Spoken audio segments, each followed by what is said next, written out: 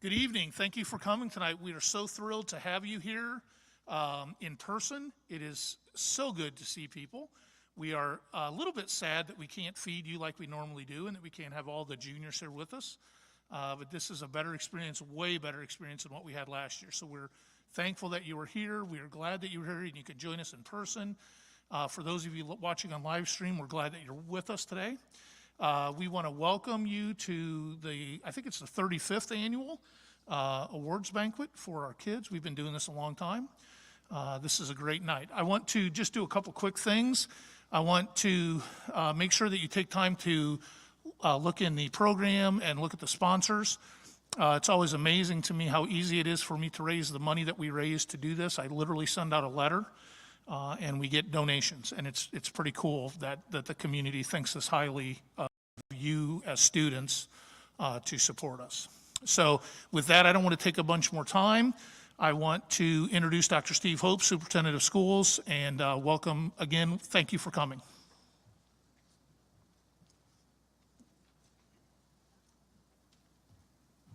Good evening. Thanks for being here tonight. I'm Steve Hope, Superintendent for Goshen Community Schools. It's been my pleasure to serve as superintendent even in this unusual year. Seniors, on behalf of everyone in Goshen Community Schools, congratulations. We mean that. We extend our gratitude. Thanks for all of your hard work. Thanks for your perseverance. These habits of mind that you have developed will serve you well throughout your entire life. Keep up the good work. Parents, thank you so much for your support. For many of you, 12 plus years. For many of you, even longer, because you have other children who came through before this senior. Thank you so much. We couldn't do it without you. We appreciate that. Teachers, thank you for all of your flexibility and your hard work and perseverance in this very unusual year. We appreciate that as well. Goshen Community Schools is blessed to be served by a fabulous school board. All of our school board members serve selflessly, tirelessly, to make Goshen Community Schools a better place for all of our students. Representing the board tonight is Mr. Brad Weddle, President.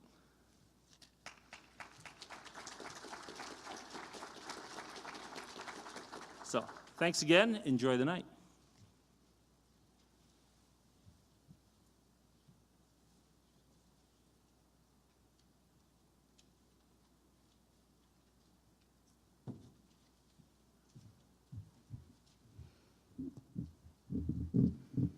I'm a lot shorter than them. Okay, my name is Yasmina Wayo, and I will be introducing Paul Seibel, our alumni. Paul Seibel is a 1976 graduate of Goshen High School. While he was at GHS, Paul was active in sports and enjoyed his math and science courses. During high school, in addition to playing sports, he had jobs at Paul Mobile Homes, The Chief, GL Perry, the restaurants that used to be attached to King's Pins Bowling Alley, 10 Controls, and one of his parents' laundromats. After high school, he went to Purdue and had summer jobs at Goshen Rubber Company, NIPSCO, and Miles Laboratories. After graduating from Purdue in 1980 with a BS in chemical engineering, he worked a summer for Amico at their research center in Naperville, Illinois, before going to graduate school at the University of Minnesota. After graduating from Minnesota in 1982 with a master's in chemical engineering, he went to work for Mobil Oil Corporation in Dallas, Texas. He went to having a rewarding and challenging 36-year career. He retired in 2018 and thoroughly enjoys life, mostly without an alarm clock or rigorous schedule. But he still does some consulting work for ExxonMobil. Paul and his wife Terry live in the Woodlands, Texas, which is a northern suburb of Houston. They have 3 sons, and any day now will be welcoming their world to their second grandchild. Now let's welcome Paul Seibel.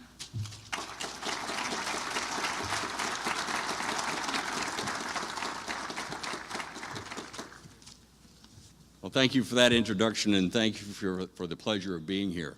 To quote Mark Twain, my apologies for writing such a long letter, but I didn't have time to write a short one.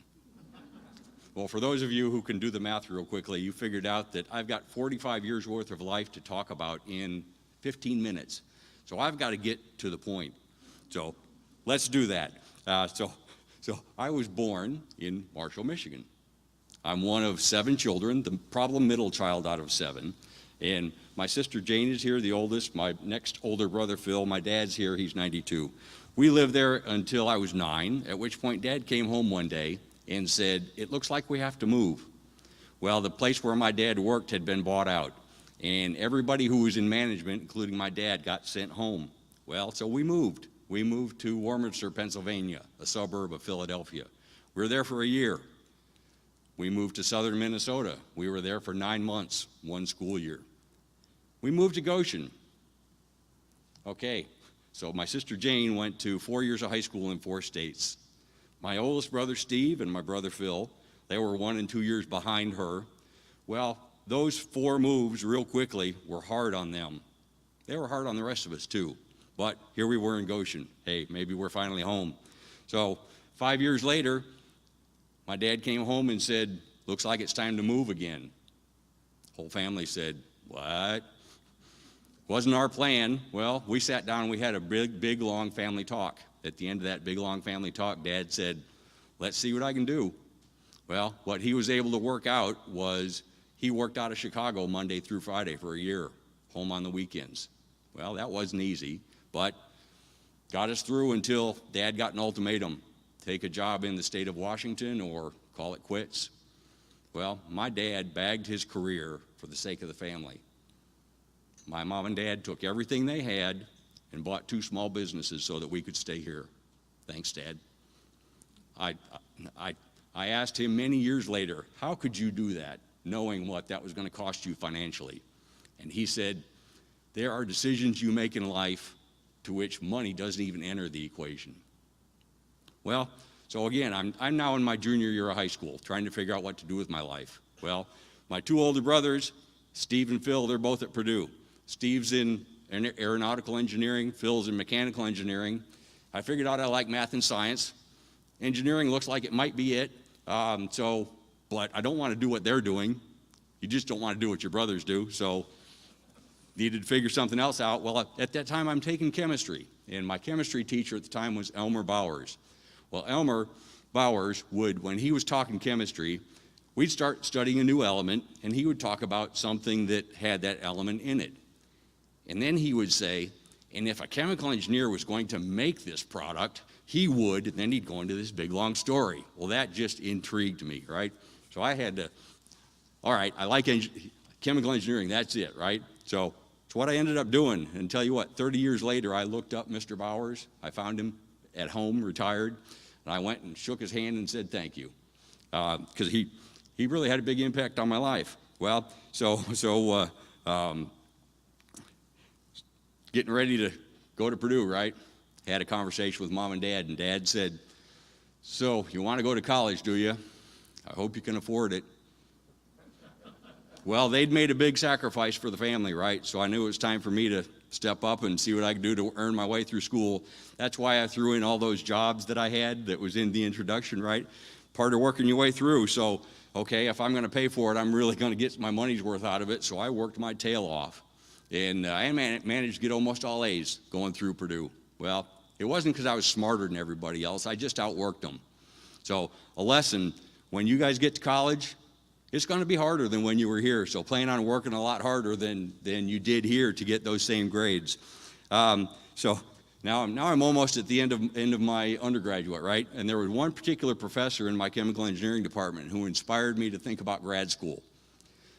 I really loved him as a teacher, and I thought maybe I wanted to teach. But I was also hoping somebody would talk me out of going to grad school, because I was thinking maybe a paycheck would be nice too, right?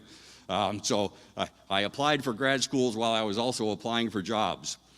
I had job offers. I had full-ride scholarships, fellowships from the best chemical engineering schools in the country. I picked grad school. So that's how I ended up at the University of Minnesota. I called up the University of Minnesota, said, "I'm accepting your offer."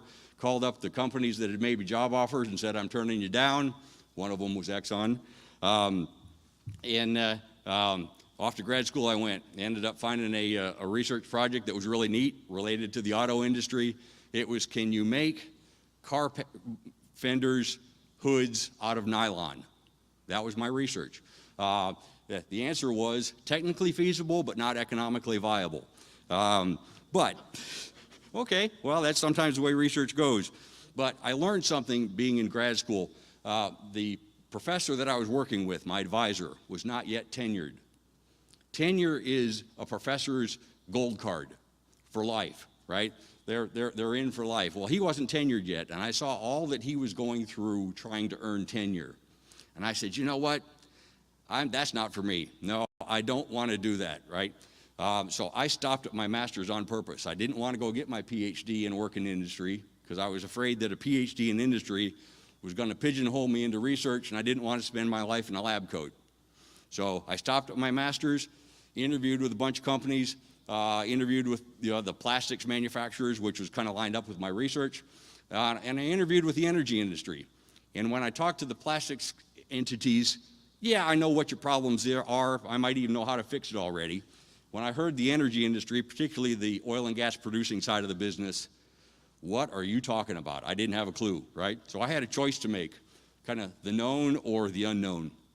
I chose the unknown, and I never regretted it. I learned something new every day. It was fantastic. So I went to work in Dallas. That group that I went into, it was a global support function. It did global capital project development. It did global producing operations, technical support, and it did technology development in support of that. So I'm moving to Dallas. The day I move into my apartment, I'm watching as the moving truck guys are unloading the truck. I only had a little bit of stuff. I'm watching them unload the truck at noon on a Monday. Saw this really pretty woman go into her apartment. I'm going to like living here. Guess what? That lady's now my wife. But I digress. So we spent 10 months in the Dallas office, and then they sent me up to New Jersey for 6 months where the refining side of engineering was done for Mobil. After which they said, you're going back to Dallas, so I moved back to Dallas, bought a house, and I barely got a chance to figure out where the light switches were, and they sent me down to South Texas for a producing operations assignment. In that assignment, there was me and one other guy who was called plant engineers. We did whatever came along. So as an example, my first really big challenge, maintenance manager for one of the 8 plants that I supported. Come here, Paul, I got a problem I need your help with. He took me into the generator room. He said, we're having trouble synchronizing these generators. We need you to fix that. Well, I looked at him and I said, but I'm a chemical engineer. He looked at me square in the eye and he said, you're the kid who went to school, you figure it out. That was the kind of anything that came at me, right? It was a lot of fun, really. But after 2 years, I got pulled back into the Dallas organization, more technology development type stuff mainly, and that took me on my second international trip. My first international trip was back when I was in grad school. I rode my motorcycle from Minnesota up around the North Shore of Lake Superior, met my dad, we went fishing for a week. Yeah, that was one of the best weeks of my life. That was a blast.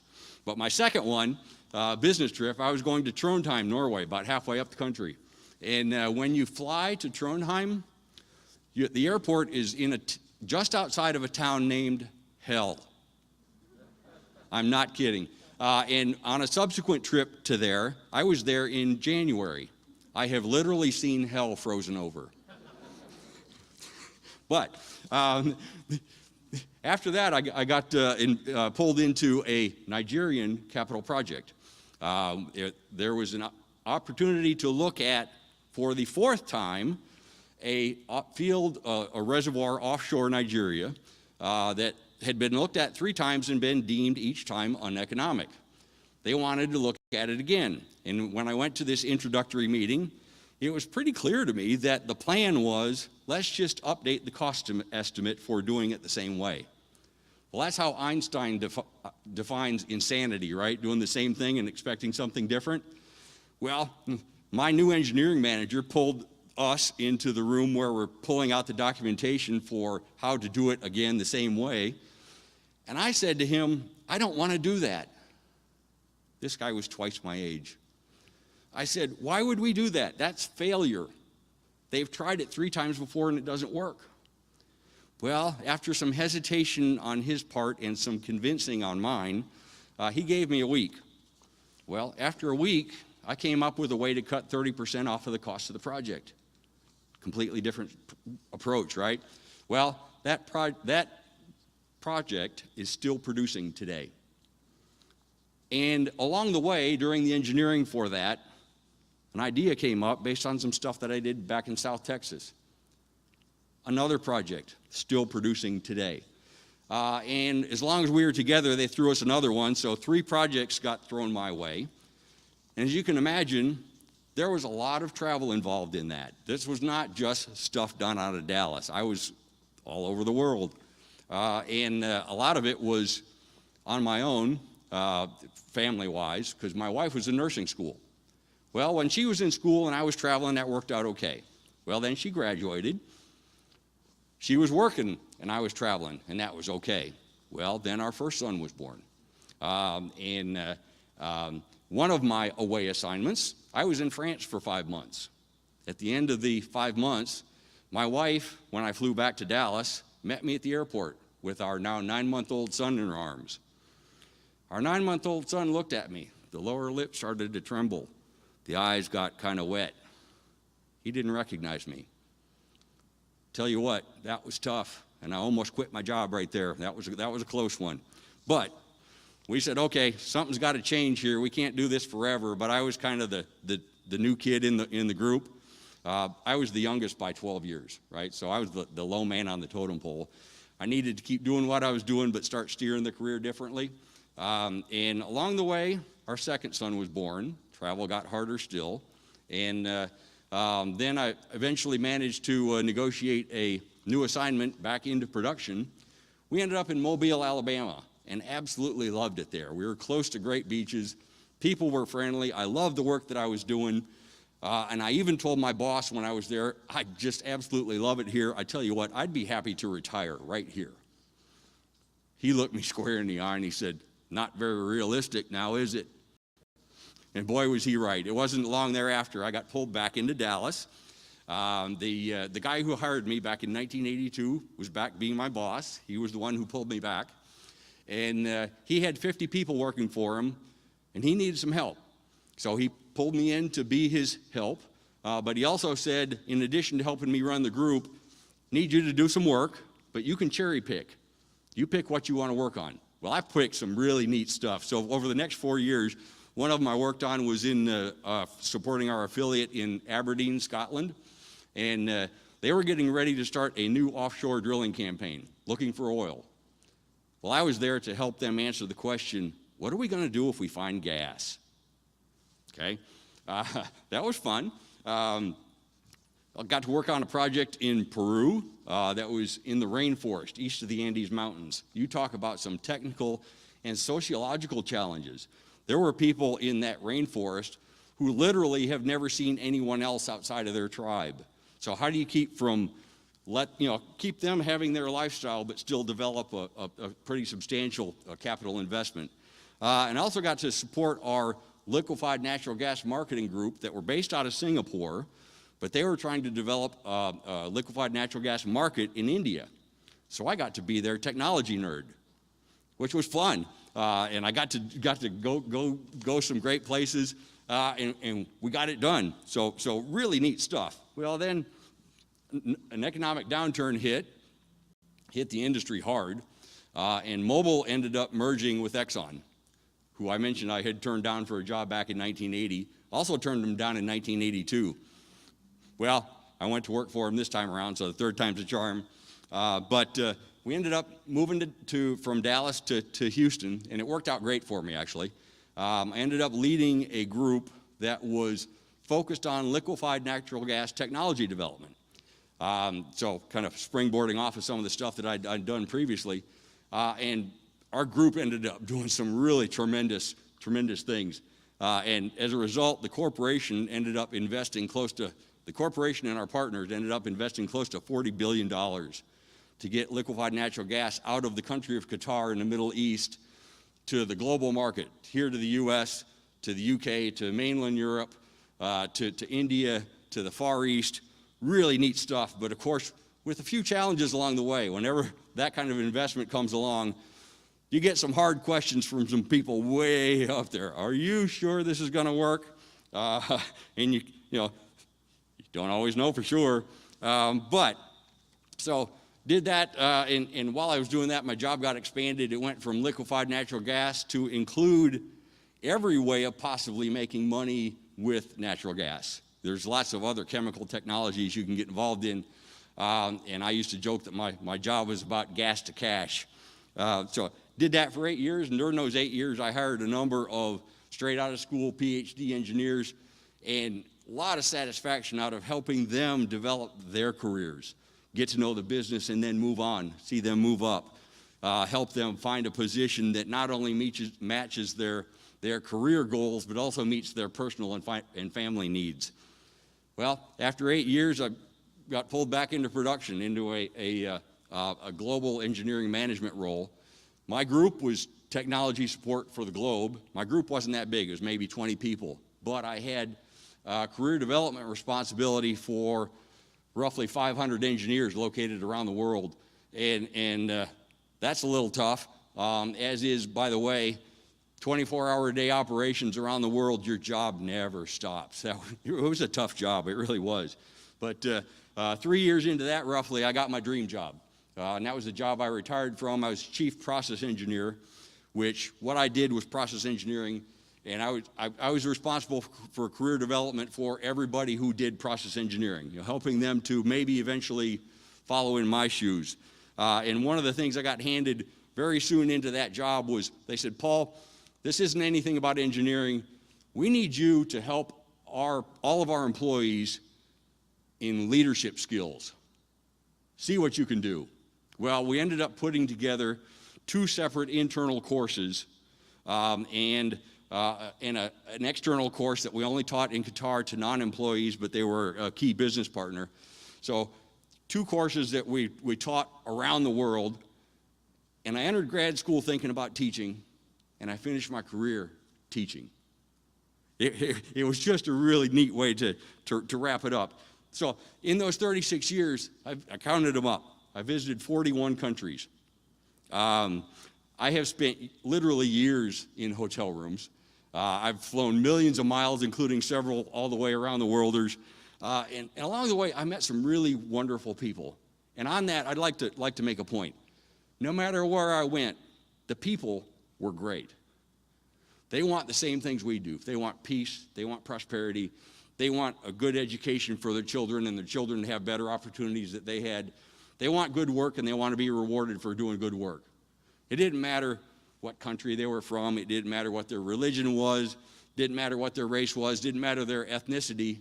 They all wanted the same thing. So remember that when you're out and you see people who are different from you. So what lies ahead for you? Well, that depends a lot on you and the choices that you make. So I encourage you, whatever you do, do your best. Work your hardest. Never compromise your principles, or including your faith. Be honest with everyone you come across, and own your mistakes. Guess what? You're going to make some. I could tell you about some of mine, but I'd be up here a lot longer. Along the way, help others. People are going to help you. Help others get to where they want to go. Treat others with respect, even those you don't like. Guess what? You're going to run into some people you'd rather not work with, but you've got to work with them. Learn every day, and listen. Listen twice as much as you speak, at least. You'll learn a lot more that way. Take care of yourself, physically and emotionally. And don't forget to reward yourself. Every once in a while, you got to take a break. You can't just work. Maintain your relationships, your friends and your family. They'll be there for you when things get tough, because there are going to be times when you have some hardships. There are going to be times when you have some heartbreaks. And at those times, you're going to need the family, you're going to need your friends, you're going to need God to get you through those rough times. But I tell you what, I'm going to close this up with a line from my oldest son's favorite movie, Haunted Mansion, Eddie Murphy movie. In that movie, the lady in the crystal ball says, you try, you fail, you try, you fail. The only time you truly fail is when you quit trying. So give it your best.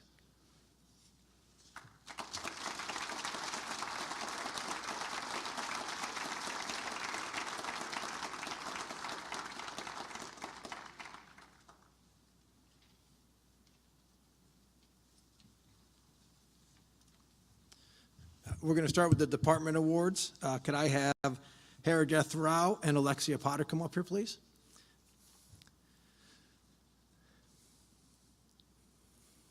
And these are the winners of the Social Studies Award, and the Social Studies Award is given to 2 students that are voted on by the Social Studies Department.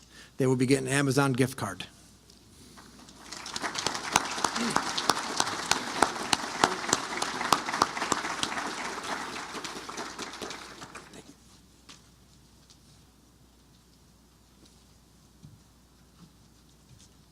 Could I have the following students come up here, please? Joya Drenth, Megan Gallagher, Christina Herman, Lucy Kramer, Journey Peeler, Alexia Potter, Joshua Schrock, Matthew Snyder, and Mei-Ling Yordi.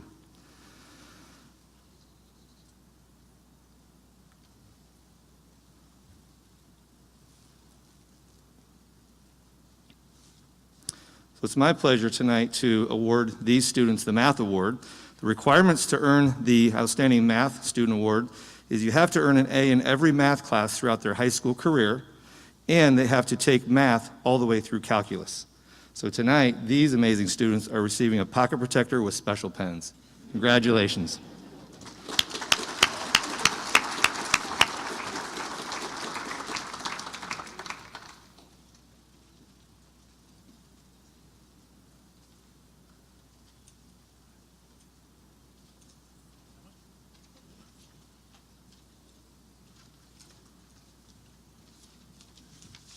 We're a well-oiled machine up here.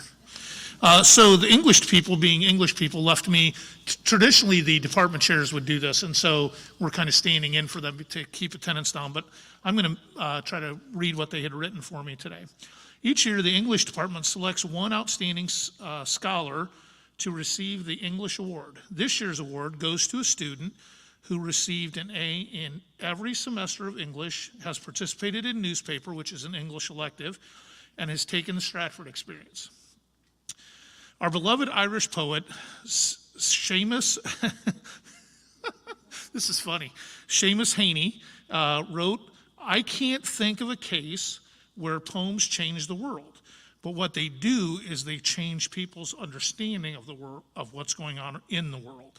This is what we hope for all of our students, that they leave GHS with a better understanding of what's going on in the world and how to make this world a better place." And I absolutely 100% agree with that.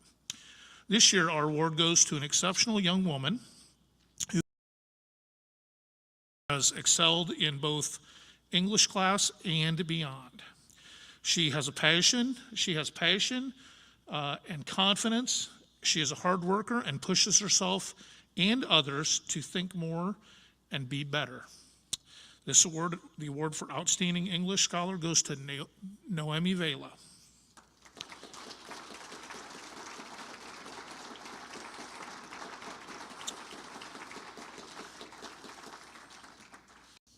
Oh, yeah, but I don't know what it is. Can you tell me what it is? Oh, that's right. Every year they get the world's greatest Scrabble game. The English person gets a Scrabble game. That's right. Thank you for reminding me of that. You don't get all the good humor that the department chairs get. I'm sorry for that. They're much better joke tellers than we are. So I have the pleasure of giving the Science Award, and if I could have Ainsley Kane, Isaac Campos, Arlette Martinez Vargas, Journey Peeler, Rafael Ramirez, Andrea Sandoval, Matthew Snyder, and Mei-Ling Yordi, please.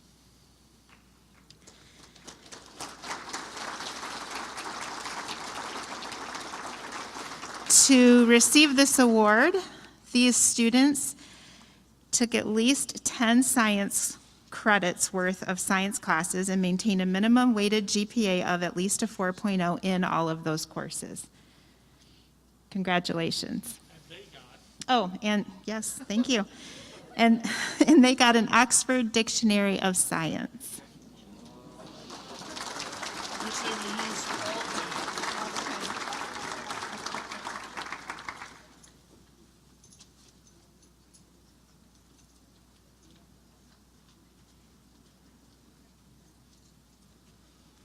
Okay, well, I'm going to introduce the people that just came up and introduced these kids. So, Dr. Young-Hans, I don't know if we introduced you. This is Dr. Young-Hans. Stand up, Dr. Young-Hans.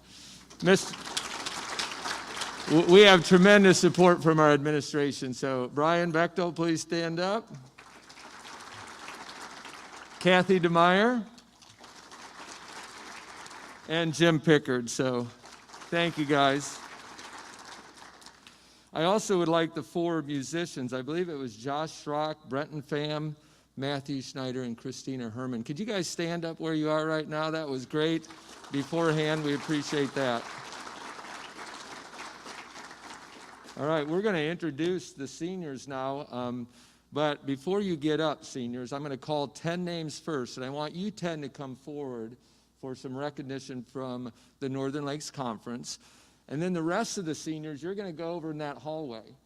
And without Mrs. Wolf having to line you up alphabetically, we're going to challenge you to line up alphabetically by your last name, keeping your mask on, and staying social distance.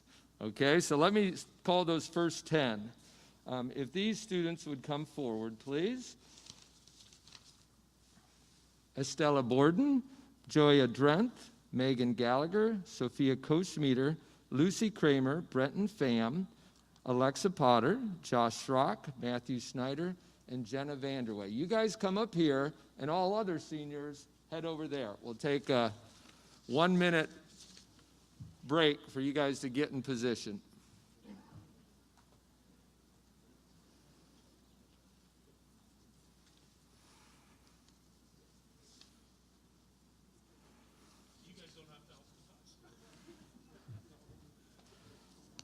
Alphabetized by middle name, please. Without saying anything. This is a great leadership activity, Mr. Seibel.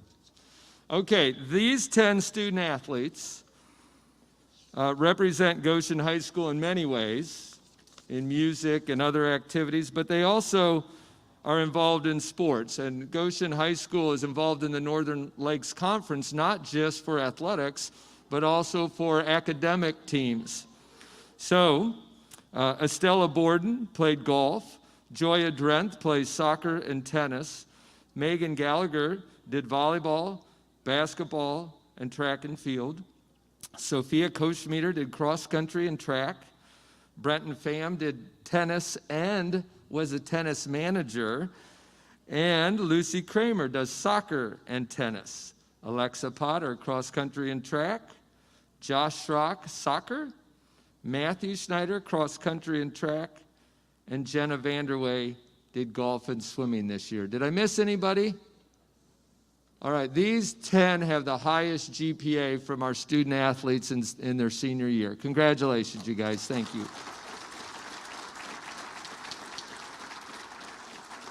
They received a medallion for being academic all-conference for the Northern Lakes Conference. Okay, alphabetical order, guys. Head off to your right. Now, as they line up, which really shouldn't take that long, Yasmin, hint, you're first.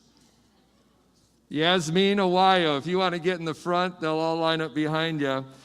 We are also going to read the names of the staff member or individual that your child chose to honor tonight as that person that's had a profound impact on their educational career.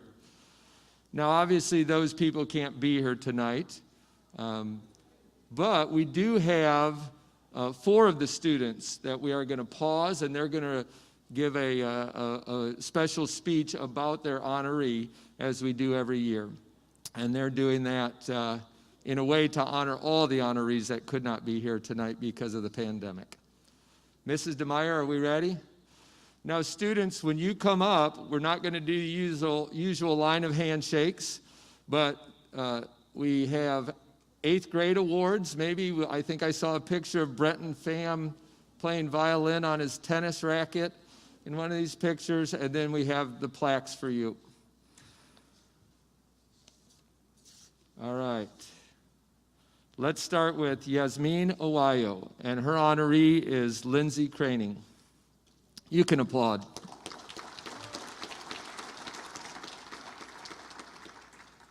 Pamela Alvarado, and her honoree is Liliana Embries.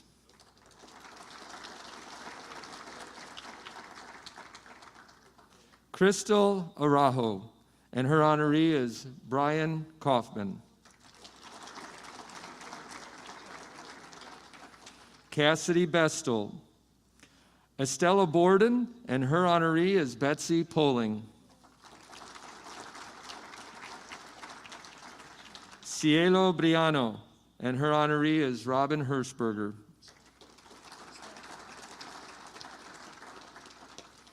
Emily Brugg, and her honoree is Amy Fisher.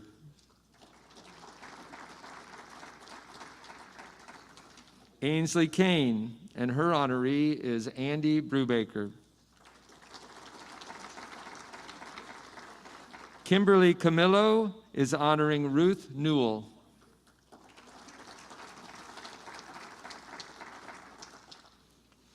Students, as I call you up, come across the front of the stage so they can all see you and you can fist bump Dr. Younghans. Okay, that was Kimberly, right? Nemuel Campos, and Nemuel's honoree is Chris Weaver.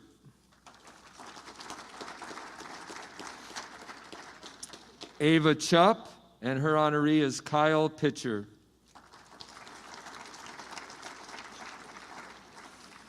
Hazani Cavarubias Palomino is honoring Mr. Jeremy Stutzman.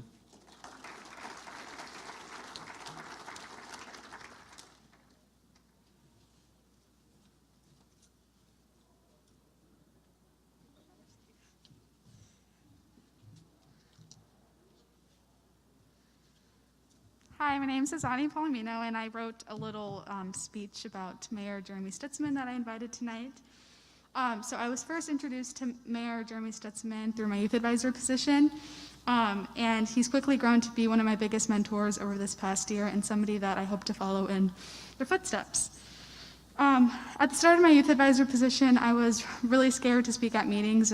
Being in a room full of adults who were making legislative decisions was really intimidating, but being with Mayor Stutzman and the other council members, they made me feel really welcomed my very first day, and so having that support system early on was something that I really appreciated and valued as the year went on. Mayor Stutzman, something that I admire about Mayor Stutzman is his dedication to uplifting the youth voice in our community. Not only did he create the youth advisor position on the city council, but he was also with the other youth advisors and I at the most recent school board meeting, and he was there on the sidelines cheering us on as we advocated for adding another youth advisor position on the school board. Mayor Stutzman has quickly grown to be one of my favorite persons. He's a really cool individual, and learning more about him as the year has progressed has been something that I've been really grateful for, and he's always been such a big supporter of mine, and so having somebody like that in the community that I can call a friend but also a mentor is something that I've been really grateful for and I really appreciated, and I hope that one day everybody can experience that same relationship with an individual. Beyond my council meetings, I've been able to witness firsthand the amount of time and dedication he puts into making sure that our city is running efficiently. So I can confidently say that everybody here is in good hands with Mayor Stutzman as our council, as our mayor, I'm sorry. Thank you.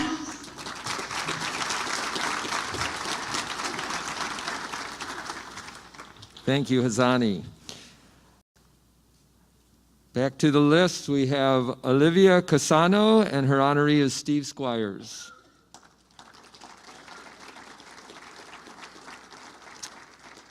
Tyler Daniels is honoring Katrina Grabert.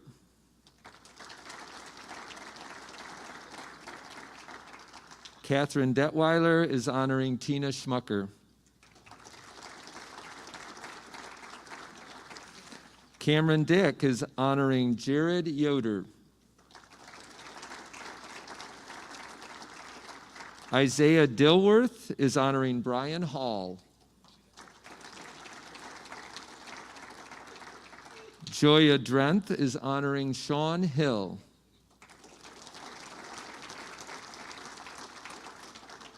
Colin Ford is honoring Kevin Moist.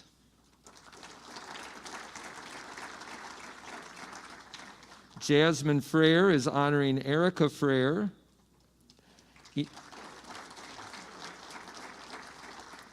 Ines Galindo is a student who has earned her to be here tonight, but she could not make it. Megan Gallagher is honoring Teresa Collins.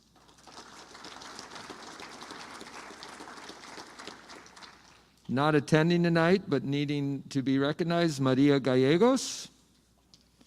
Marlene Garcia Juarez her honoree is Melissa Mitchell.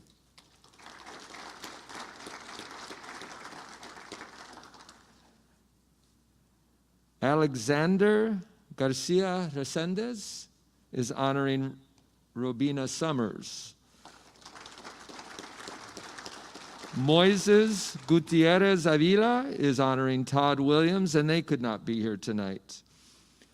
Areli Guzman is honoring Gail Gerber. Jose Hernandez is honoring Seth Crable.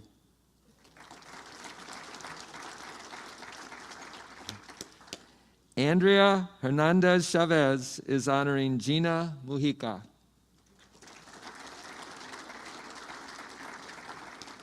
Christina Herman is honoring Brian O'Leary. Sophia Koschmieder is honoring Linda Dickerson.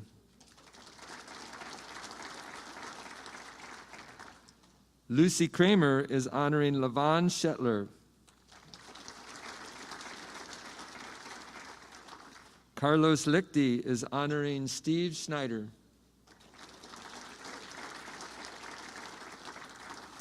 Cormac Lichty is honoring Chris Du Bois. Marco Lozano is honoring Monica Osoria. Jennifer Maldonado Leandro could not be here, but she is honoring Randy Warren. Jorge Martinez Lopez is honoring Jason Hobbs.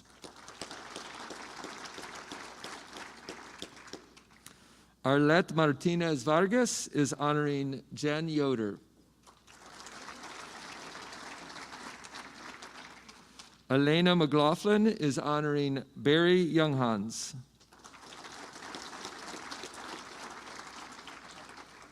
Eve Miller is honoring Kelsey Holbert. Not attending, but earning this distinction is Alistair Morrison, who just graduated, I'm told, so congratulations, Alistair. William Nisley has invited and is honoring Tyler Miller.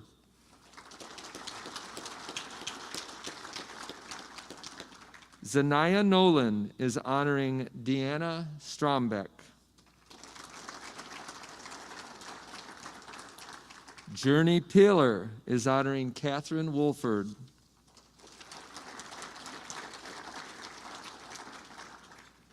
Brenton Pham is honoring Sean Patrick.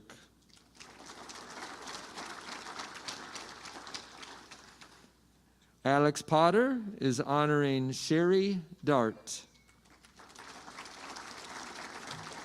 And Alex will be speaking.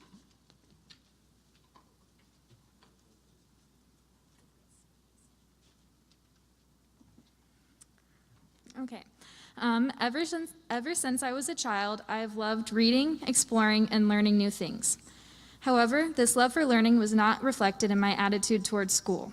I used to have severe anxiety and would cry almost every morning and beg my mom to let me stay home. Once I was at school or on the bus with my friends, I was normally fine, but the stress could be crippling. My 3rd and 4th grade teacher, Mrs. Dart, changed that for me. Mrs. Dart transformed my outlook on school and helped me overcome my fears. She would come out to the bus or to my mom's car in the mornings and convince me to come inside and have a good day. She would take me out to lunch or come up with creative ways for me and my friends to learn. I know that I grew more in those 2 years with her as my teacher than I did at any other point in my life. Mrs. Dart found ways to help the struggling students while also promoting growth and further understanding in the students who were ahead. I have been blessed with great teachers throughout my years who inspired me and pushed me to become better. What sets Mrs. Dart apart is that she not only taught me, but also let me know that she cared about me. Even today, she regularly lets me know that she's proud of me and follows my various activities and achievements, even though I haven't seen her in person in 7 years. While I still struggle with anxiety, Mrs. Dart helped me realize that I can always overcome it or any other challenge I face, and I have grown to love school as much as I enjoy learning. Thank you, Mrs. Dart.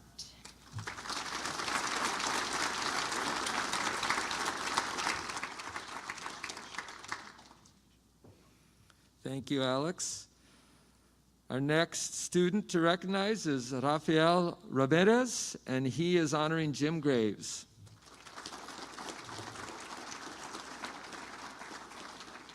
Sasha Ramos is honoring Jillian Marsh.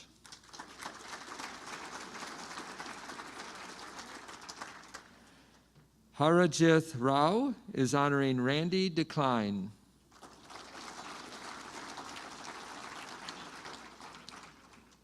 Ellie Rausch is honoring Katie O'Leary.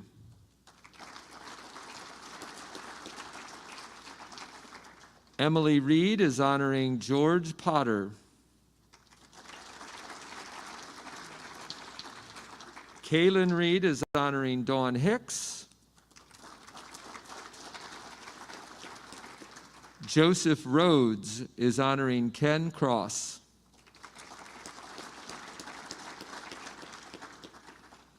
Jeanette Rodriguez is honoring Juana Juarez.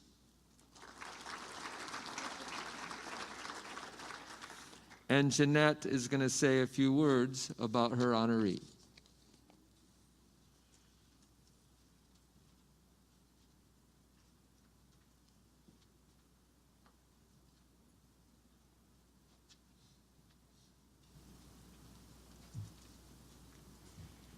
All right, so I would like to say thank you to my grandma for always being there and helping me get to where I am. I could not ask for a better grandma or a better person to guide me through my education and just in life in general. Solo quiero decir que estoy muy agradecida por todo que has hecho por mí, Abuelix, y te quiero mucho. Gracias.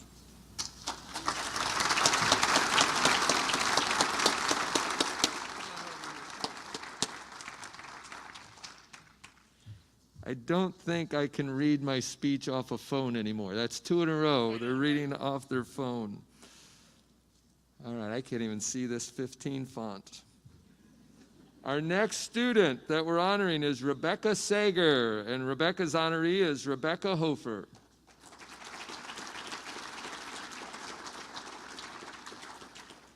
Antonio Sanchez cannot be here tonight. Andrea Sandoval is honoring Amy Walters.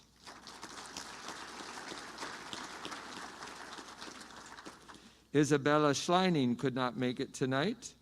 Joshua Schrock is honoring Hank Moore.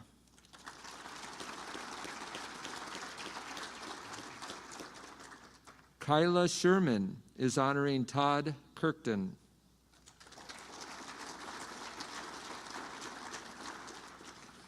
Bryn Shoup Hill is honoring Michael Wolford.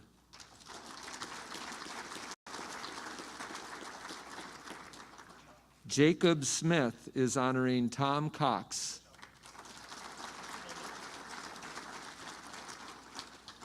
Matthew Schneider is honoring Miriam Avalar.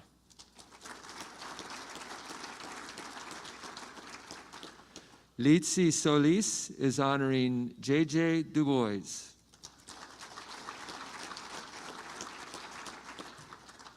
Estefania Soto is honoring Jason Pfeiffer.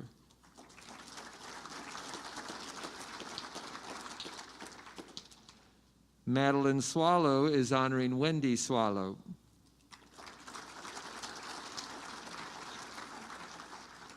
Clarice Sweet is honoring Brent Culp.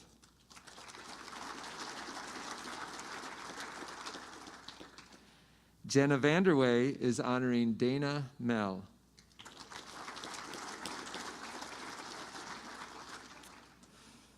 Noemi Vela is honoring Jeremy McLaughlin.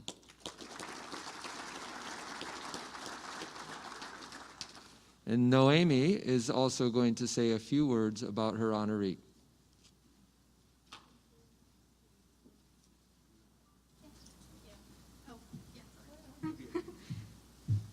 Hello. I have probably annoyed Mr. McLaughlin with the countless emails I've sent, in-person meetings I've scheduled, and talking his ear off during lunch duty. He's believed in me and supported me throughout the last 4 years. Senior year especially, he's helped me the most. Earlier this year, I had an interview, and I was really nervous, not because I was afraid of talking, because I can do that, it's because of how vulnerable I knew I was going to be. Before the interview, he wished me good luck and gave me this small, toy pig. They started asking really personal questions right away, and I started panicking. So I placed the pig next to the screen and pretended as if I was talking to Mr. McLaughlin because I knew I could trust him. Once the interview was over, I returned the pig, and I walked away with a lot of relief, not because the interview was over, because for the first time in 5 years, I felt cared for. Later in conversation, he admitted to being embarrassed that he had given it to me, but I cannot put into words how much that pig helped me. I can never thank Mr. McLaughlin enough for the passion and dedication that he gives each of his students, and I'm just thankful to have been one of the students that he's helped.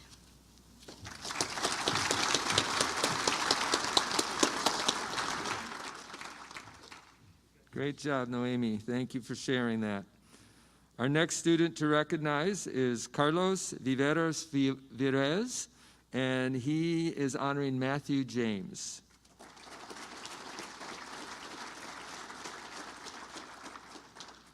Mallory Wood is honoring Brianna Jondal.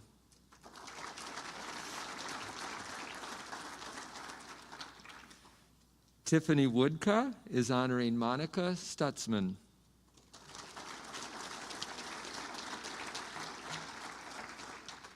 And Mei-Ling Yordi is honoring Aaron Willis.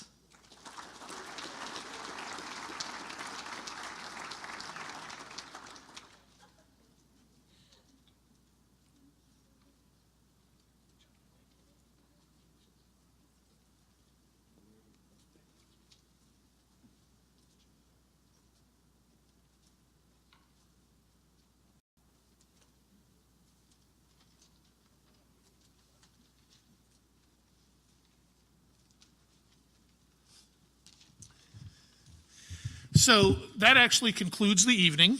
A couple quick things. I want to thank Allie Wolf. Allie, would you please stand? Please give Allie a round of applause. So Allie literally spends hours and hours on this, and this year with the change of setup, it was certainly different. Paul, we want to thank you again for coming. The message is great.